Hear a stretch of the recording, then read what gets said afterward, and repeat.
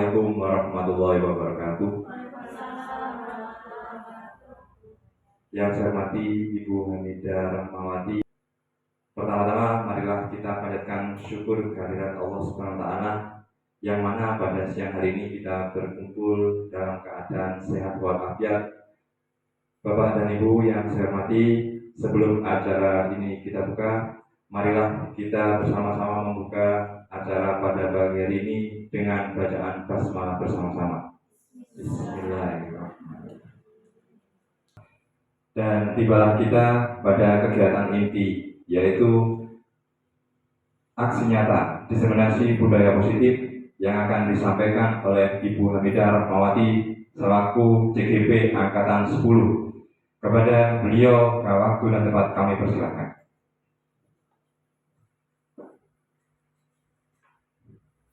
Bismillahirrahmanirrahim.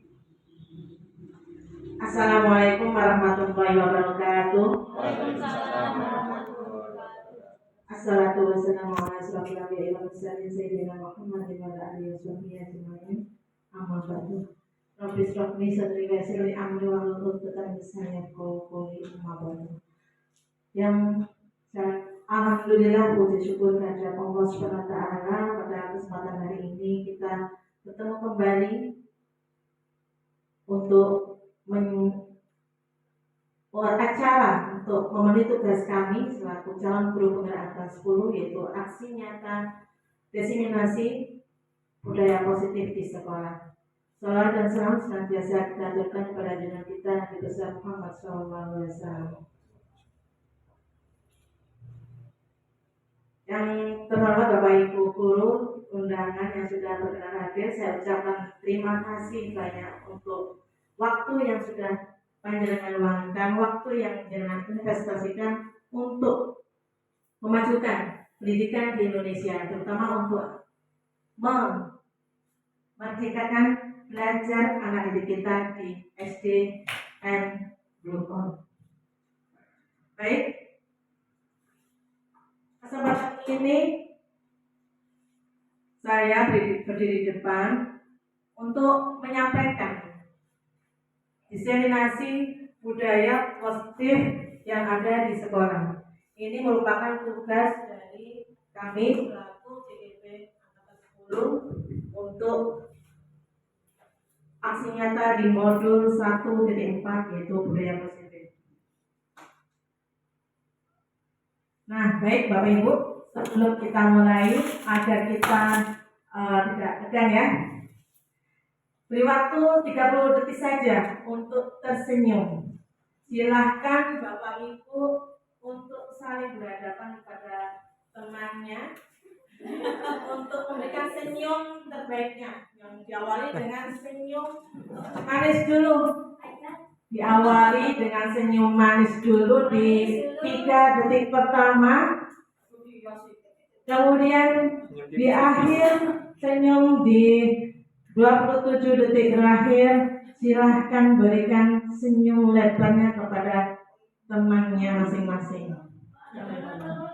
Silahkan berhadapan pada temannya.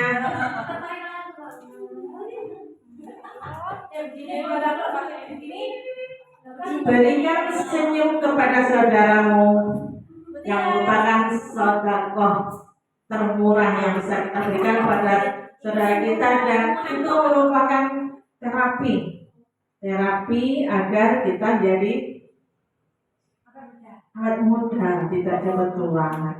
Apalagi pembiasaan yang kita lakukan di sekolah ini yaitu 5S: senyum, salam, sapa, sopan, santun. Jadi ketika panjenengan semua memasuki pintu gerbang SD kami, monggo disilakan untuk tersenyum. Yang tidak tersenyum dilarang masuk area 5S. Sudah Ibu, Bapak? Bagaimana perasaannya setelah tersenyum? Alhamdulillah. Bahagia itu harus ya. Baik, Bapak Ibu, kita sebagai seorang pendidik ya, pendidik itu menurut Ki Hajar Dewantara diibaratkan sebagai seorang petani yang memiliki peranan penting untuk menjadikan tanamannya tumbuh subur. Bagaimana kita menjadi seorang, misalnya seorang bapak tani ya, petani itu mengupayakan apapun agar tanamannya bisa tumbuh menjadi subur, dengan diberi pupuk, menghilangkan tanaman yang merusak, mematikan binatang-binatang yang mengganggu, dan lain sebagainya, agar tanaman yang dia tanam bisa tumbuh menjadi subur. Nah, jadi kita di sekolah ini diibaratkan sebagai tanah tempat bercocok tanam, sehingga guru harus mengusahakan sekolah jadi lingkungan yang menyenangkan, menjaga dan melindungi murid-murid dari hal-hal yang tidak baik, sehingga karakter anak didik kita menjadi tumbuh karakter baik, karakter sopan, santun, ramah, dan lain sebagainya. Nah, ketika lingkungannya menyenangkan, murid akan mampu menerima dan menyerap suatu pembelajaran bila lingkungan di sekitar sekelilingnya terasa aman dan nyaman. Dan hal itu merupakan tanggung jawab kita sebagai seorang guru, bagaimana menciptakan suatu lingkungan positif yang terdiri dari warga sekolah yang saling mendukung, saling belajar, saling bekerjasama, sehingga tercipta kebiasaan-kebiasaan baik. Kebiasaan yang kita lakukan setiap hari itu akan menjadi karakter-karakter baik warga sekolah. Dan dari karakter dengan sudah menyampaikan idola masing-masing. Ya, nah sekarang kita lanjut, tapi dengan permainan yang berbeda. Jadi idola panjenengan itu pasti punya nilai positif yang panjenengan semua ambil dan anut. Nilai positif apa yang jenengan bisa ambil untuk dilaksanakan dalam kehidupan sehari-hari? Ya, nanti berderet maju satu-satu untuk dijawab oleh deret yang lainnya, yaitu masing-masing deret menyampaikan sifat positif atau nilai positif yang dipunyai oleh idola panjenengan berupa kata sifat apa, tapi mengucapkannya tanpa suara. Kelompok yang lain menebak nilai positif apakah itu? Bisa dicoba? Monggo. Dimulai dari darat sebelah utara. Misalnya. I know. Understand. Tak lepot belum ya?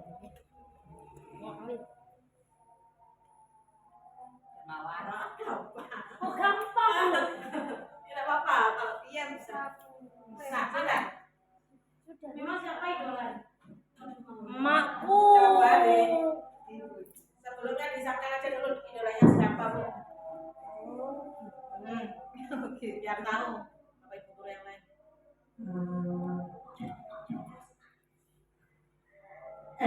Idola saya itu emak saya sendiri, Bu Yuyun, namanya Umi Kulsum. Jadi beliau itu orangnya dermawan, suka sedekah tanpa berpikir panjang. Oke, namanya ya.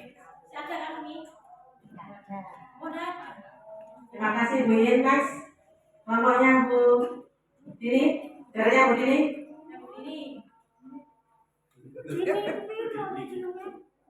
Silahkan sampaikan siapa idolanya, Bu. Kelompoknya siapa? Kalau idola saya masih ingat nih. Lupa. Oh, Sahrukan pasti. Oke, Sahrukan Bu, sana Sahrukan. Terus saya kan harus Ya, terus siapa? Sana. Kalau sana. agak susah nih.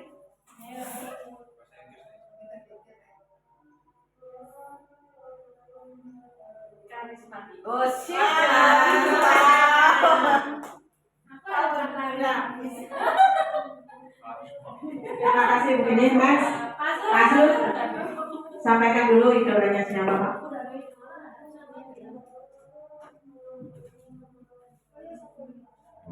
Idola saya Presiden terpilih Prabowo Subianto. Karena dia mempunyai sifat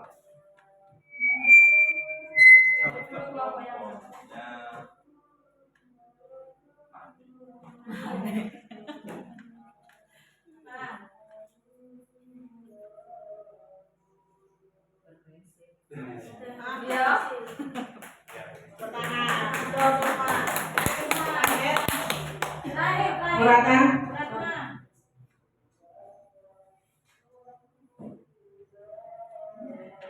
Idola saya insya Allah masih ingat karena idola saya itu sama dengan Bu Iin, sama-sama ibu.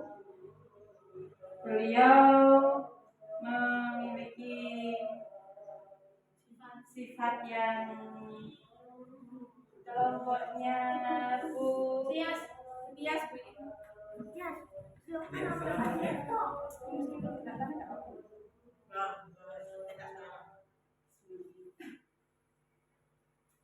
Mohon maaf, saya tidak belajar ilmu seperti itu. Saya aku turun belajar. Tidak. Thinking. Positive thinking. Positive thinking. Oh, selalu berpikiran baik. Baik. Baik. Tepuk tangan untuk semuanya. Alhamdulillah kita sudah mendapatkan nilai-nilai positif dari idola kita, ya. Ada yang positive thinking ya Bu ya, ada yang berprinsip, ada yang karismatik, ada yang dermawan. Bagus semua. Itu adalah salah empat nilai kebajikan yang pasti semua orang sepakat itu adalah nilai yang baik, positif.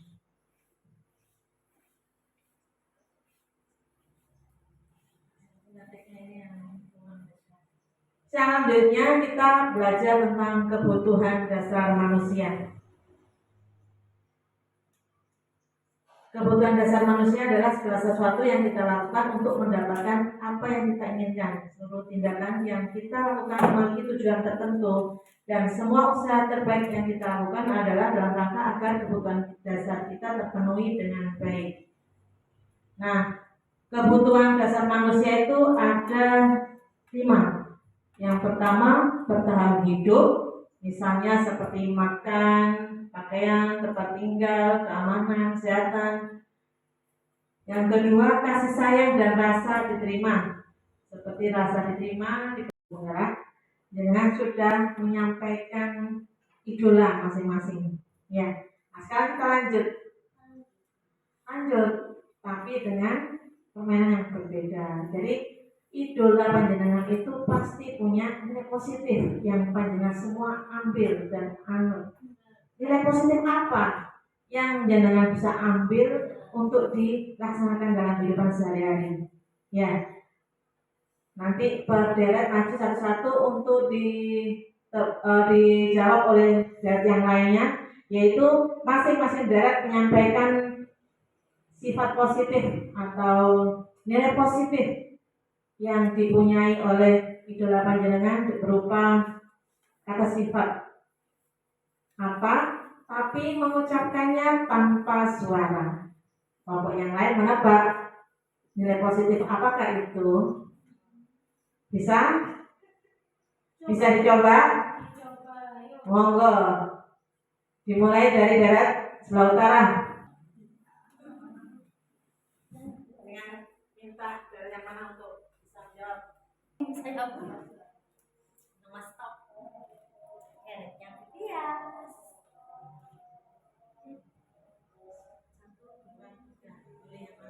Oh ini. Saya enggak usah suara. Kata suara sampaikan apa ke kelompoknya. Misalnya I know. Understand. Tak lepot namanya.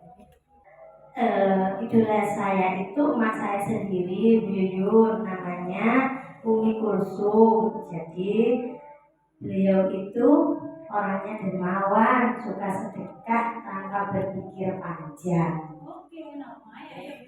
Siapa kami? Udah. Terima kasih Bu Yin, Mas. Memiliki sifat yang kelompoknya Bu Bias, bias, Bu.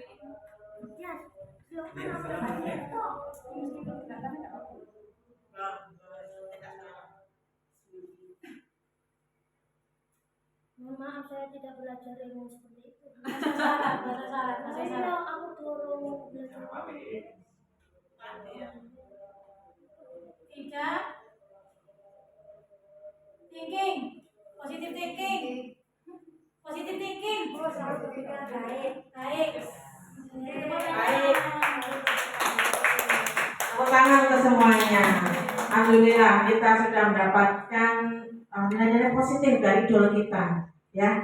Ada yang positive thinking ya Bu ya, ada yang berprinsip, ada yang karismatik, ada yang dermawan. Bagus semua. Itu adalah salah empat nilai kebajikan yang pasti semua orang sepakat itu adalah nilai yang baik, positif.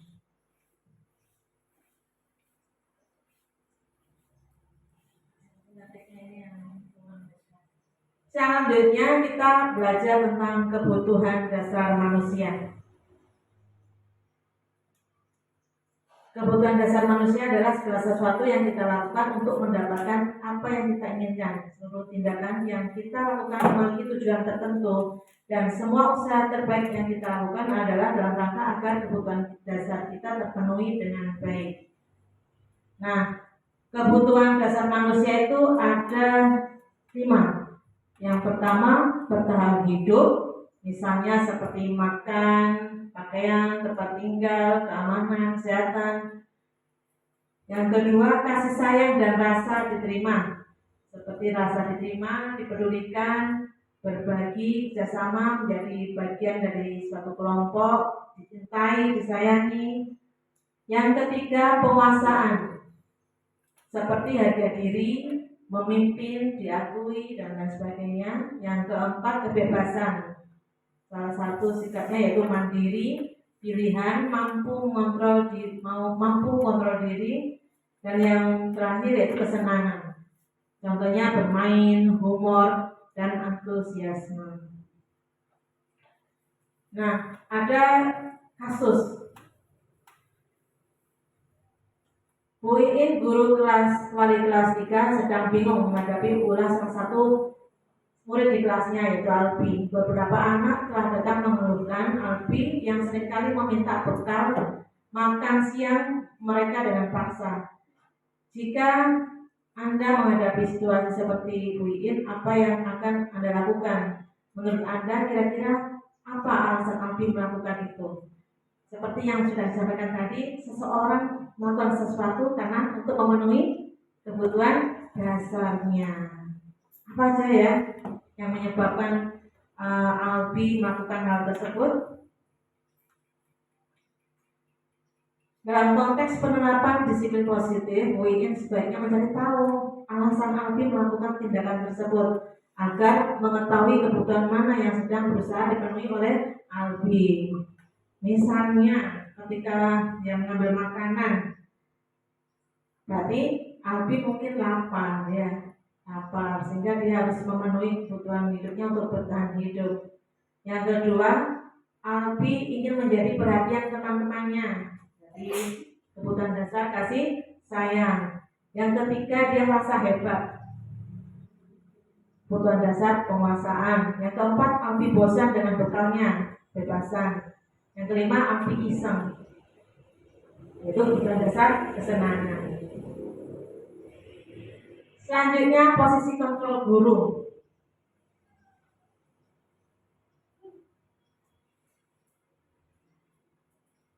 Jadi ada 5 posisi kontrol guru. Menurut Diane Gaussen mengemukakan bahwa guru perlu meninjau kembali penerapan disiplin di dalam ruang kelas mereka selama ini. Apakah telah efektif Apakah sudah berpusat pada siswa, memerdekakan, dan memandirikan murid? Menurut serangkaian riset yang sudah dilakukan berdasarkan teori kontrol dari Dr. William Glaser, dosen berkesimpulan ada 5 posisi kontrol yang diterapkan seorang guru, orang tua, ataupun atasan dalam melakukan kontrol. Yang pertama yaitu guru sebagai penghukum. Yang kedua, guru sebagai pembuat merasa bersalah. Yang ketiga, guru sebagai teman. Yang keempat, guru sebagai pemantau. Yang kelima, guru sebagai manajer. Nah, kita sekarang yang kita lakukan selama ini masuk dalam posisi yang mana? Menurut jenengan sebelum materi selanjutnya saya sampaikan, menurut jenengan kita selama ini berada di posisi yang mana?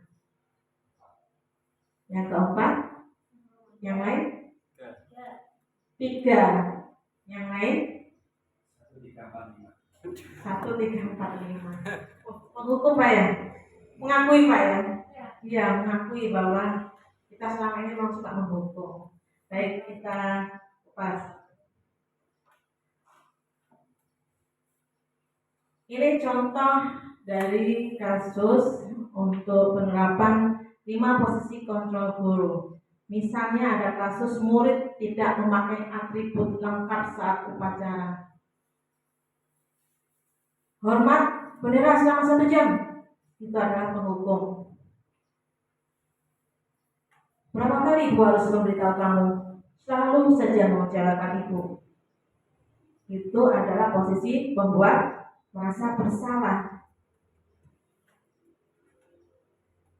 Ayo dong ikuti aturan sekolah. Tolong bantu ibu ya sekali ini. Ya sudah, tidak apa-apa, lain kali jangan diulangi lagi ya. Ini adalah posisi teman. Kamu sudah melanggar peraturan sekolah. Kamu tahu konsekuensinya.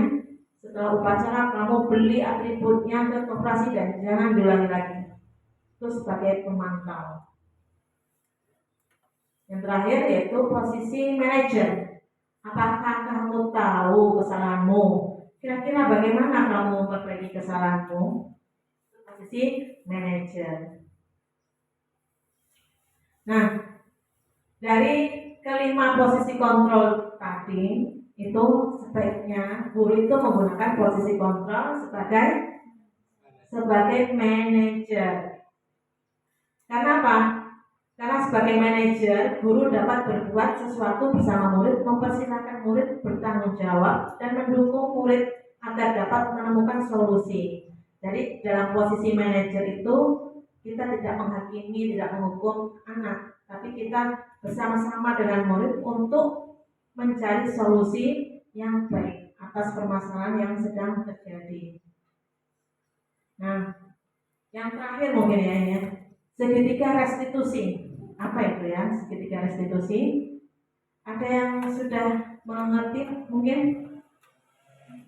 Ada yang sudah tahu tentang segitiga restitusi?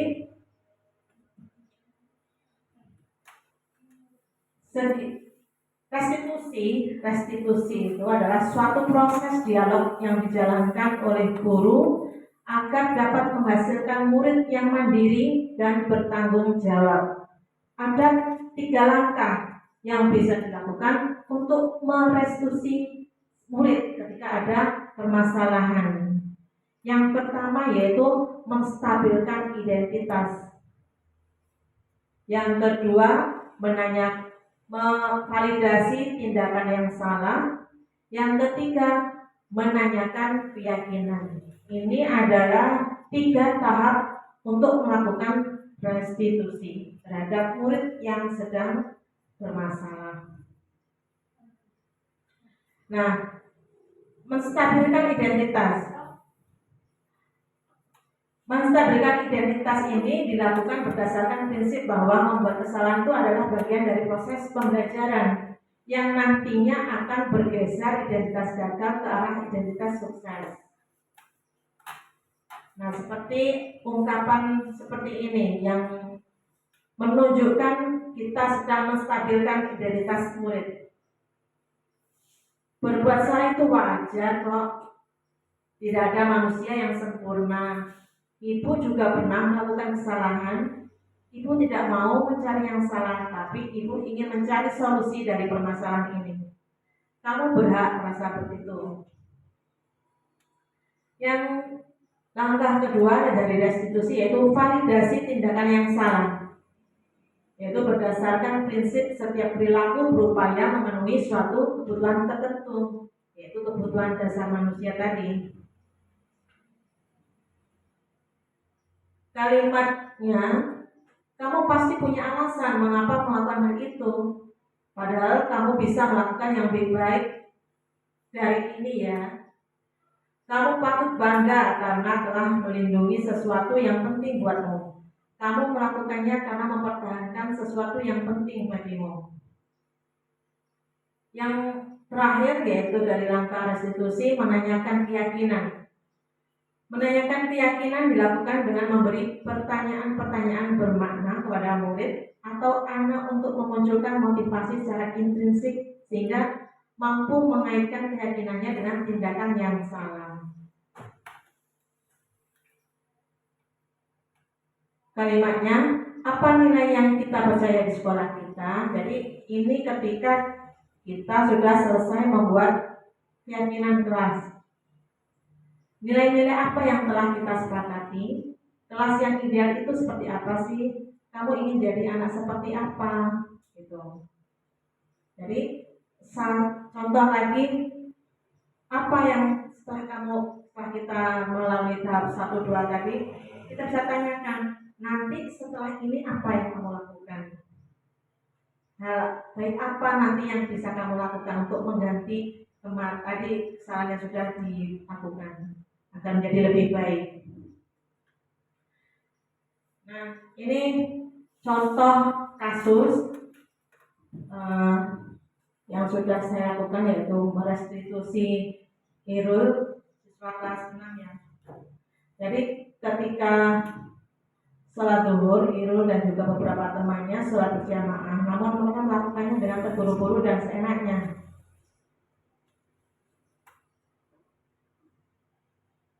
Seperti ini kurang lebih dialognya. Bisa dipraktekkan mungkin? Monggo, siapa yang jadi bu guru, siapa jadi murid atau pak guru? Monggo. Asul, monggo Asul sama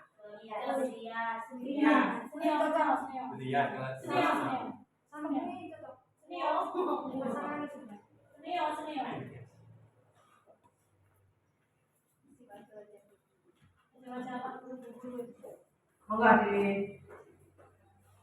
disampaikan kalimatnya. Monggo ekspresif ya Bu ya. 1, 2, 3.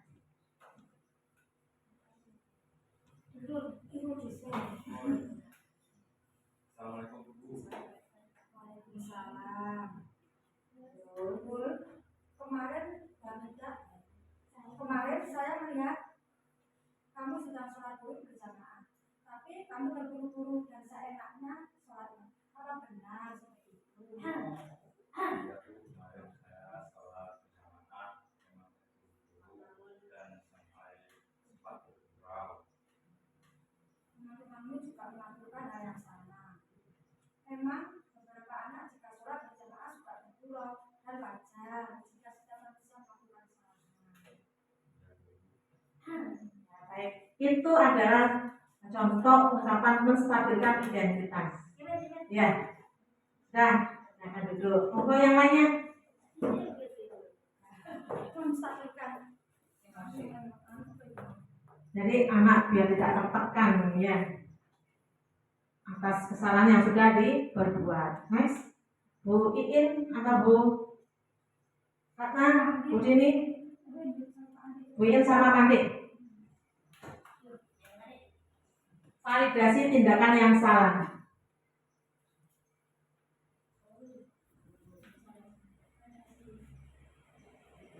Adik itu.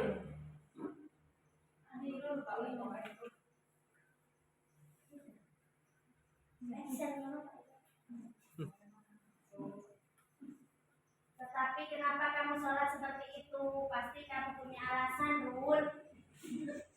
Karena saya buru-buru ingin segera pulang. Ini buru-buru amat. Kira-kira perbuatanmu itu benar apa salah, Dul? Berarti kamu telah melanggar keyakinan kelas. Keyakinan yang mana? Ingat, Dul. Religius, Bu. Setelah ini apa yang akan kamu lakukan? Saya tidak akan mengulangi lagi dan akan sholat dengan benar dan sungguh-sungguh. Bagus. Setelah kamu ingin menjadi manusia seperti apa sih? Jadi manusia yang baik. Bu guru ingin Bapak menjadi guru yang lain, juga ingin kalian nanti menjadi anak yang soleh dan apa yang cita-citakannya tercapai. Ya, Bu. Terima kasih. Sama-sama. Silakan kembali dulu. Terima kasih Bapak Ibu. Nah, itu adalah contoh praktek prostitusi yang bisa dilaksanakan di kelas panjenengan masing-masing nanti. Ya, jadi posisi kita sebagai penghukum itu di sini sudah dihilangkan ya. Kita posisikan diri kita menjadi seorang manajer dengan melakukan kegiatan restitusi.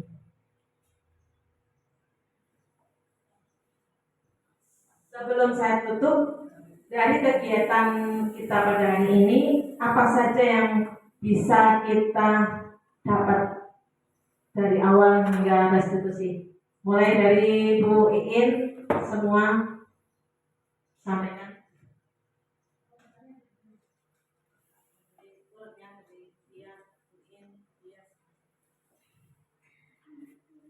Dari diseminasi hari ini yang saya dapatkan adalah bahwa kita sebagai guru hendaknya menjadikan murid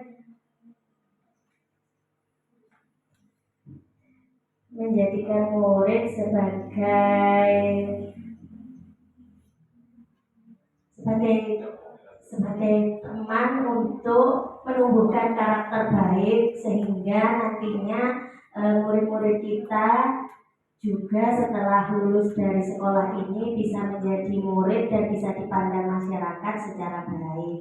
Jadi kita sebagai guru mengharapkan mereka agar selalu menjadi baik dan baik lagi.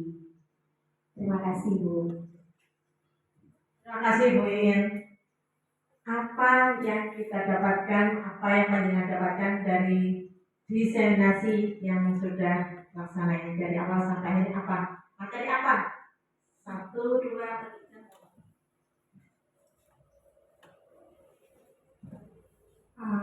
Saya menjadi tahu bahwa guru itu sebaiknya dan memang harus menjadi berperan sebagai manajer untuk anak-anak.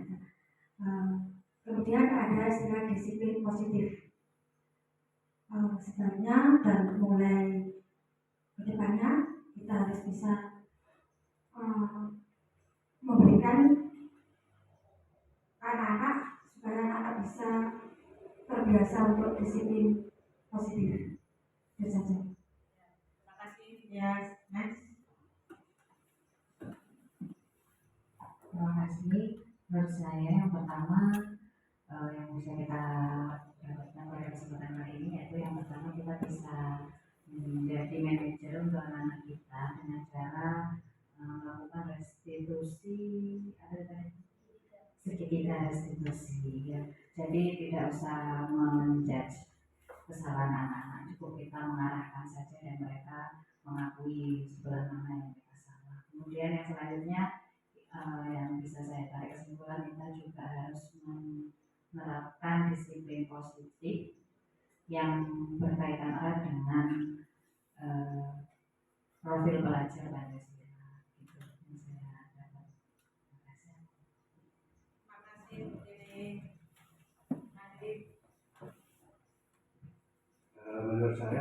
diskriminasi. Disiplin positif yaitu kita perlu membuat keyakinan kelas dulu dari siswa, di mana keyakinan kelas itu adalah sebagai bentuk pembiasaan terhadap siswa tentang disiplin yang positif. Jadi dari disiplin tersebut kita akan selalu memantau dan memanajerial dari kesepakatan yang telah disepakati antara siswa, sehingga kita juga bisa menjalankan keyakinan tersebut dengan melalui disiplin positif pembiasaannya.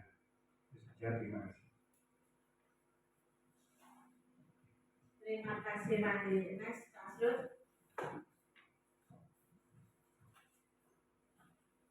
Terima kasih dari apa yang disampaikan oleh Ibu Hamida dari awal sampai akhir tadi, ditemukan kesimpulan bahwa guru diharapkan menjadi manajer yang bisa mengelola siswa dan pendidikan di kelasnya masing-masing dengan baik.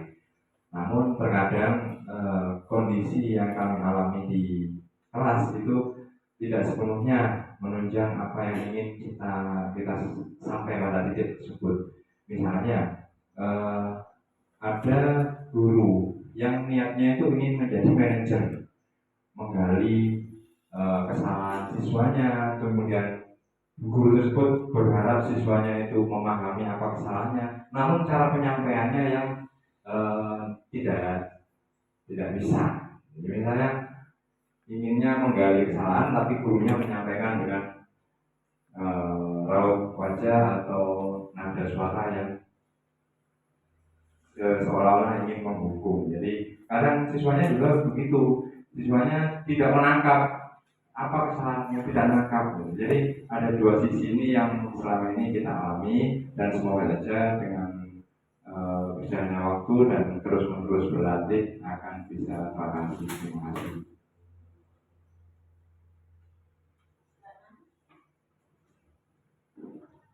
Menurut kesimpulan saya dari hasil pertemuan kali ini, bahwa kita sebagai guru harus bisa mengontrol dari kata-kata yang kita ucapkan di kelas kepada anak-anak, karena masing-masing siswa itu menerimanya itu berbeda. Jadi apa yang kita ucapkan kepada mereka itu bisa mereka ingat mungkin sampai tua nanti. Di setiap harinya yang kita ucapkan itu, baik itu nasihat atau yang lain-lain, itu mereka pasti akan mengingatnya. Jadi kita sebagai guru harus bisa mengontrol kata-kata kita sebagai guru.